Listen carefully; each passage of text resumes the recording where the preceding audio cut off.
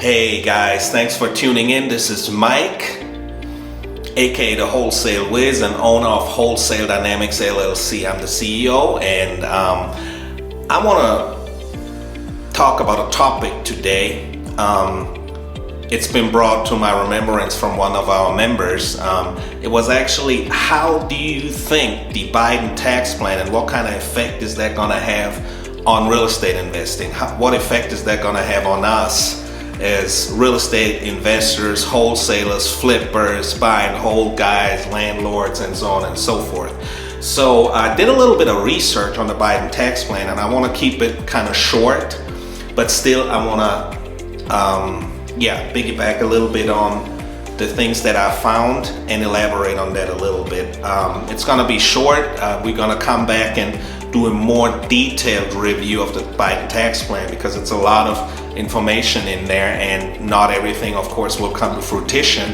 Some of it will, some of it won't. You know how that goes with politicians during the election. There will be certain things that are being said, and then potentially they will come to fruition, or they won't. We don't know. So I can only go by the current information that I have, that I've accessed. Okay, so basically one of the main key points that I've realized that they're really focusing on is reestablishing the first-time home buyers tax credit. Okay, that's one of the things which was originally created during the Great Recession to help the housing market. So Biden, because of coronavirus and all those things that we're seeing now, they understood that this is as severe as the Great Depression, or actually more severe, because the coronavirus epidemic, it's been unprecedented in history. So yeah, that will be one of the things that he wants to implement. And the Biden's home buyer credit would provide up to $15,000 for first-time home buyers. Okay,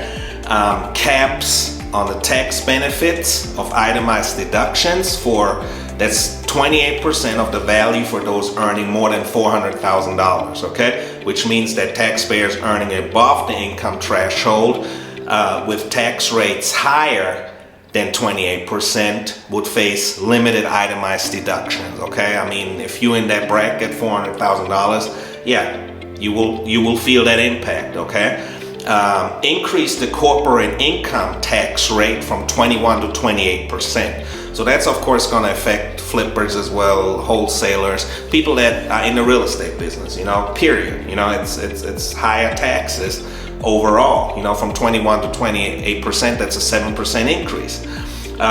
Eliminating the certain real estate industry tax provisions. I will look into that more and see what those are, because they haven't been very specific, but I'm pretty sure as they progress, they will lay out more of those things within the coming month. Okay, creating a refundable renter's tax credit capped at $5 billion per year. Okay, that's significant. It's aimed at holding rent and utility payments at 30% of monthly income. Okay, with the utility payments, I agree, they've been just too high.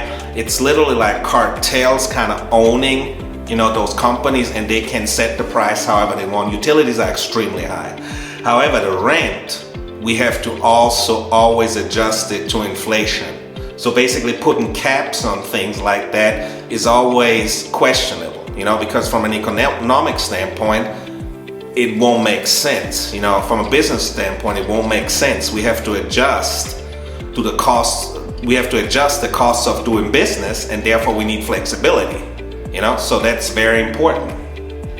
And then the last one on this list, apart from the refundable tax credit, was he's increasing the generosity of low-income housing tax credit. So basically, people who are already in the low-income housing space, they will get additional tax credits. Okay, again, something to review more, but that's kind of one of the things as well, in a nutshell, that was on there that stuck out to me. Okay, so I hope I was able to give you guys a little bit more information on that. Definitely the first-time home buyer tax credit stuck out. That was rooted in the Great Depression. The 20% of the value for the earning of the $400,000 or more. You know, people that have that type of tax earning, that's going to be the threshold. We got the 28% for the itemized deduction. We got an increase from 21 to 28% for the corporate income tax.